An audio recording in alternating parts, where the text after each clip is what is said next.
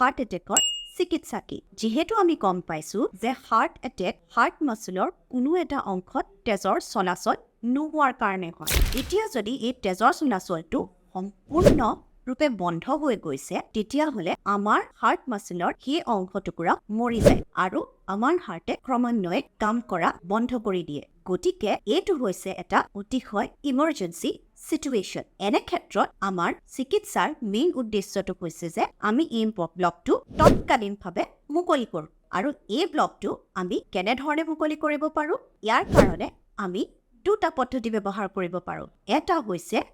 থ্ৰম্বোলাইসিস যিটোত আমি আসলতে এটা বেজি ইনজেকশন ভৰাই এই ব্লকটো ভাঙিবলৈ চেষ্টা কৰো আৰু তাৰ ফলত আমাৰ হাৰ্ট মাসলৰ তেজৰ চলাচলটো পুনৰভাৱে আৰম্ভ হৈ যায় কিন্তু ইয়াতকেও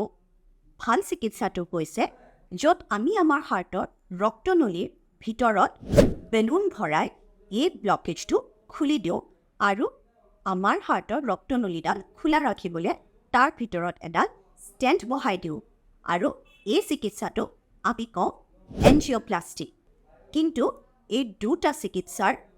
পৰিণামটো এইটোৰ ওপৰত নিৰ্ভৰ কৰে যে আমি হাৰ্ট এটেক হৈ থকা ৰোগী এজনক কিমান সোনকালে চিকিৎসালয়লৈ দিব পাৰোঁ